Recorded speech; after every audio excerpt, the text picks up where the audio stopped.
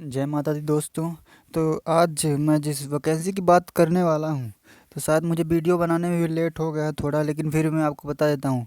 आज जो बात है वो एसएससी सीजीएल के बारे में बात है। एसएससी की पोस्ट से 29 तारीख को ये नोटिफिकेशन जारी किया गया है, जिसे आप मैं बताऊँगी इसमें क्या क्या मुख्य तौर पे सीजीएल के विषय में। ये स्नातक परीक्षा है, तो आइए जानते हैं इसके विषय में कब से फॉर्म भरे जाएंगे इसके लिए।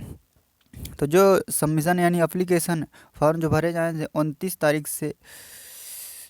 तारीख से भरे जा रहे हैं, 29 दिसंबर से, और एक कब तक, पूरे जनवरी लास्ट तक आपके भरे जाएंगे, 1 जनवरी तक। और उसके बाद लास्ट डेट भी और फीस जमा करने की तो 1 जनवरी है। उसके बाद जानते हैं कि पेपर कब है। तो इसका जो पेपर टियर 1 का जो इसमें 3 फेस होते हैं, टियर 1 सॉरी माफ़ कीजिए 4 फेस होते हैं, टियर 1, टियर 2, टियर 3 और टियर 4। जो टियर 1 और टियर 2 होता है वो सभी के लिए होता है, और जो टियर 3 और टियर 4 होता है वो केवल टेक्निकल पोस्ट के लिए होता है, जैसे टैक्स असिस्टेंट के लिए टियर 3 और टियर 4 होता है। और जो टियर 1 और टियर 2 सभी के लिए होता है। जो टियर 1 का यानी कंप्यूटर बेस्ड एग्जामिनेशन है वो 29/5/2021 से 7/6/2021 तक होगा। यानी 29/5/2021 से ये पेपर कराए जाएंगे एसएससी द्वारा। और टियर 2 की डेट अभी अनाउंस नहीं हुई है।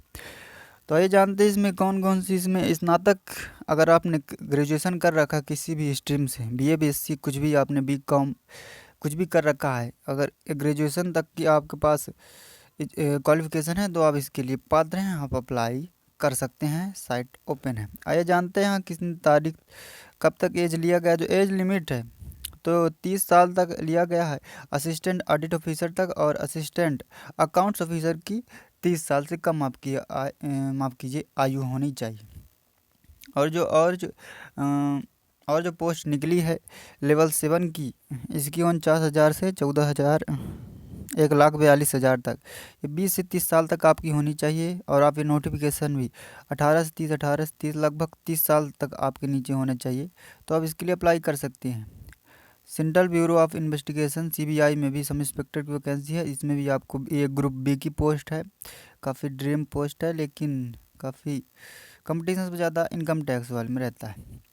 ये इसमें भी काफ़ी सभी ग्रेजुएशन की पोस्ट है। और पिछले साल 8,000 निकली, तो इस साल तो और कम कर दिया है, लगभग 6,000 पदों पर ये भर्ती चल रही है। दिन प्रतिदिन वैकेंसी कम होती जा रही है। ये बहुत अच्छी बात है आपके लिए कि वैकेंसी कम होती जा रही है। पहले पहले आती थी 2014 में 16,000, अब घटते घटते हो गई है 6,000। कोई बात नहीं, फिर भी कंपटीशन तगड़ा है, फिर भी आप मेहनत कीजिए। उसके बाद यहाँ पास हम नोटिफिकेशन पूरी तरह, और जो सिटीजन है इंडिया का होना चाहिए, नेपाल का और भूटान का यहाँ का होना चाहिए। अगर आप ईडब्ल्यू जनरल कैटेगरी से हैं, बाकी सबका तो आरक्षण है ही।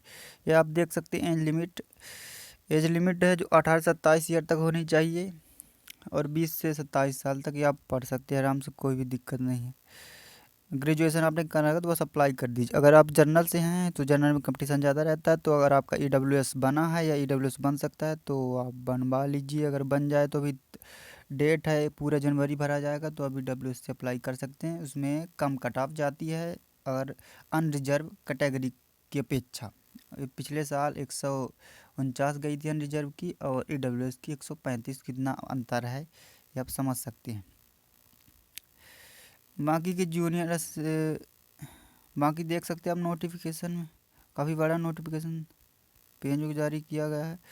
टियर 1 की जो मैं बात करूँ, टियर 1 में क्या रहता है, टियर 1 में 4 सब्जेक्ट रहते हैं।